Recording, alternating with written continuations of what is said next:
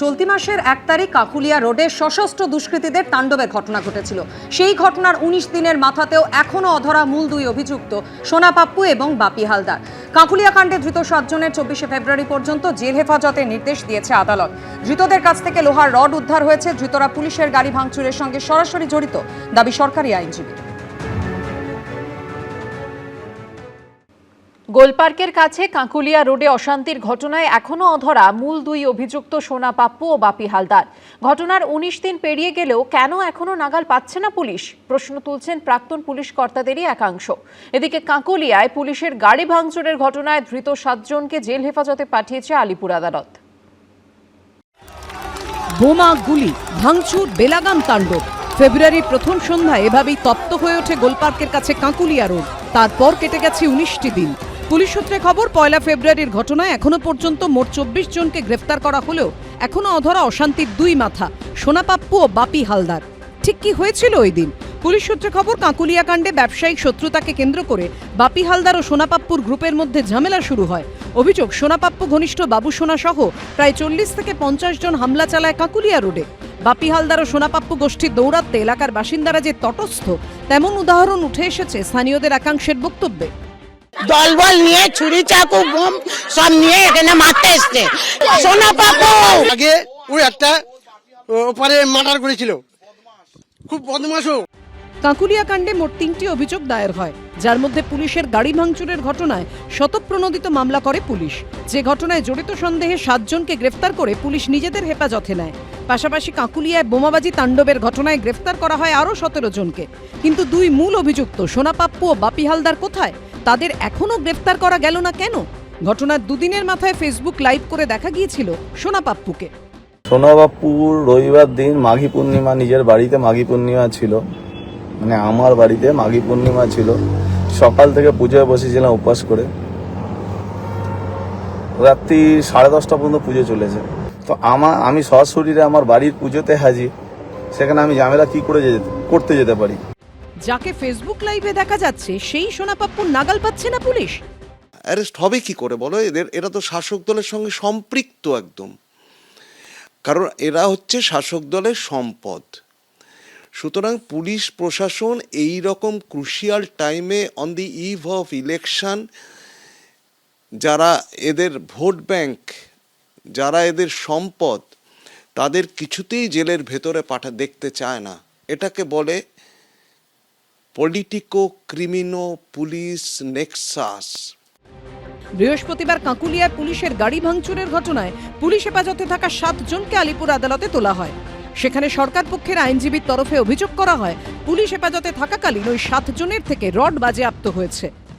আমরা কোর্টের কাছে 3 জন পুলিশ পার্সোনাল যে ইনজুরি আছে সেই ইনজুরির কাগজ দেখিয়েছি, এবং এই পুলিশ কাস্টাডি পিরিয়ডে তাদের কাছে একটা রড সিজার ছিল, সেটা আমরা লাইন কোর্টকে দেখিয়েছি। কোর্ট স্যাটিসফাইড হয়ে 24 ফেব্রুয়ারি অবধি জুডিশিয়াল কাস্টাডি গ্রান্ট করেছে। অভিযুক্ত পক্ষের আইনজীবী জামিনের আবেদন করলেও তা খারিজ করে পুলিশের গাড়ি ভাঙচুরের ঘটনায় ধৃতদের 24 ফেব্রুয়ারি পর্যন্ত জেল হেফাজতে রাখার নির্দেশ দেয় আলিপুর আদালত। ময়ূর ঠাকুর চক্রবর্তী ও ব্রতদীপ ভট্টাচার্য রিপোর্ট, এবিপি আনন্দ, কলকাতা। খয়রাতে সংস্কৃতি নিয়ে কড়া পর্যবেক্ষণ করল সুপ্রিম কোর্ট। তামিলনাড়ুর রাজ্য বিদ্যুৎ বন্টন সংস্থার মামলায় বৃহস্পতিবার সুপ্রিম কোর্টের প্রধান বিচারপতির বেঞ্চ প্রশ্ন তুলে বলে, রাজস্ব ঘাটতি সত্ত্বেও অধিকাংশ রাজ্য খয়রাতি করে চলেছে। দেশে আমরা কি ধরনের সংস্কৃতি গড়ে তুলছি? রাজস্ব ঘাটতি সত্ত্বেও অধিকাংশ রাজ্য খয়রাতি করে চলেছে। দেশে আমরা কি ধরনের সংস্কৃতি গড়ে তুলছি? খয়রাতি সংস্কৃতি নিয়ে বৃহস্পতিবার এরকমই কড়া পর্যবেক্ষণ দিল স্বয়ং সুপ্রিম কোর্ট। কেন্দ্রীয় সরকারের আইনকে চ্যালেঞ্জ করে আর্থিক অবস্থা না দেখে রাজ্যের সব মানুষকে বিনামূল্যে বিদ্যুৎ দিতে চেয়ে সুপ্রিম কোর্টে দ্বারস্থ হয়েছিল ডিএমকে কংগ্রেস জোট শাসিত তামিলনাড়ুর রাজ্য বিদ্যুৎ বন্টন সংস্থা। সেই মামলাতেই এদিন কড়া পর্যবেক্ষণ দিল সুপ্রিম কোর্ট। প্রধান বিচারপতি সূর্যকান্ত, বিচারপতি জয়মাল্য বাগচি ও বিচারপতি বিপুল এম পঞ্চৌলির বেঞ্চ এদিন বলে, দেশে আমরা কি ধরনের সংস্কৃতি গড়ে তুলছি? যারা বিদ্যুতের বিল দিতে পারেন না তাদের জন্য কল্যাণমূলক প্রকল্প থাকা উচিত, তবে সবাইকে কেন বিনামূল্যে সুবিধা দেওয়া হবে? প্রতিটি রাজ্যে এই ধরনের প্রবণতা বাড়ছে, এতে আমরা উদ্বিগ্ন। এরপর সুপ্রিম কোর্টের প্রধান বিচারপতির বেঞ্চ সরাসরি প্রশ্ন ছুড়ে দেয়, রাজ্য সরকারের টাকা থাকলে পরিকাঠামো উন্নয়ন, হাসপাতাল, স্কুল এবং কলেজের উন্নতিতে ব্যবহার করছেন না কেন? ভোটের সময় জিনিস দেওয়ার পরিবর্তে রাজ্যগুলোর কি তাদের নীতির পর্যালোচনা করা উচিত নয়? রাজ্য সরকারের কাজ হলো কর্মসংস্থানের সুযোগ তৈরি করা। সকাল বিকেল বিনামূল্যে খাবার, বিনামূল্যে সাইকেল, বিনামূল্যে বিদ্যুৎ এবং এখন সরাসরি মানুষের অ্যাকাউন্টে নগদ টাকা দেওয়া হলে উন্নয়নের জন্য টাকা কোথা থেকে আসবে? রাজস্ব ঘাটতি থাকা সত্ত্বেও দেশের অধিকাংশ রাজ্য ক্ষয়রাতি করে চলেছে। এরপরই তাদের বক্তব্য জানানোর জন্য কেন্দ্রীয় সরকার এবং তামিলনাড়ু সরকারকে নোটিশ জারি করে সুপ্রিম কোর্ট। সম্প্রতি ভোটমুখী পশ্চিমবঙ্গে অন্তর্বর্তী বাজেটে বিভিন্ন ক্ষেত্রে ভাতা বাড়িয়েছে রাজ্য সরকার। লক্ষ্মীর ভাণ্ডারে এখন প্রত্যেকের অ্যাকাউন্টে মাসে ঢুকছে বাড়তি 500 টাকা করে। শুধু তাই নয়, ভোটের মুখে বেকার যুবকদের জন্য মাসে 1,500 টাকা ভাতা দিতে বাংলার যুবসাথী নামে নতুন প্রকল্প ঘোষণা করেছে তৃণমূল সরকার। আর শুধু পশ্চিমবঙ্গই নয়, বিভিন্ন রাজ্যেই এ ধরনের ক্ষয়রাতির প্রকল্প চলছে। এর মধ্যে বহু বিজেপি শাসিত রাজ্যও রয়েছে। বিজেপি শাসিত মধ্যপ্রদেশের লাডলি বাহেনা প্রকল্পে মাসে 1,250 টাকা দেওয়া হয় মহিলাদের। এনডিএ শাসিত মহারাষ্ট্রে লড়কি বাহেন প্রকল্পে মাসে 1,500 টাকা করে পান মহিলারা।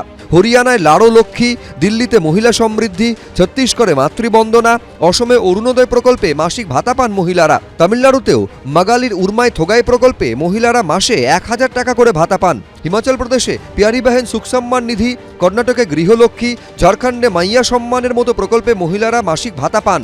বিহারে মুখ্যমন্ত্রী মহিলা রোজগার যোজনায় আরও 25 লক্ষ মহিলার ব্যাংক অ্যাকাউন্টে 3 দিন আগেও 10,000 টাকা করে ঢুকেছে। অর্থাৎ বিজেপি হোক বা বিজেপি বিরোধী, বাদ নেই কেউ। যেটা বলেছি আমরা সেটাই দেব। আমরা সংকল্পপত্রে সেটা বিশেষভাবে ডিটেলসে উল্লেখ করব। কিন্তু এটা ঠিক, দান খয়রাতি করতে গেলে ভাড়ার ভরারও ব্যবস্থা করতে হয়।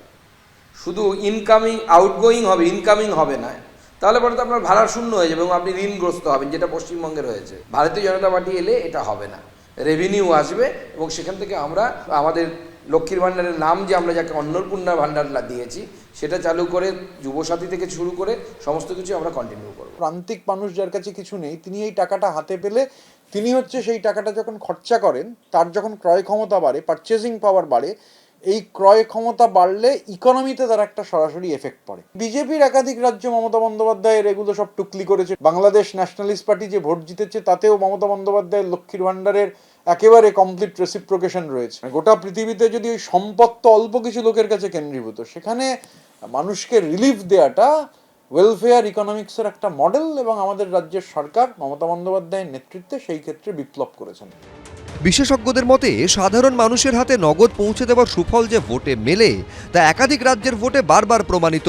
এই প্রেক্ষাপটে সুপ্রিম কোর্ট বৃহস্পতিবার যে কড়া পর্যবেক্ষণ দিল তা কোনো রাজনৈতিক দল কানে তুলবে কি?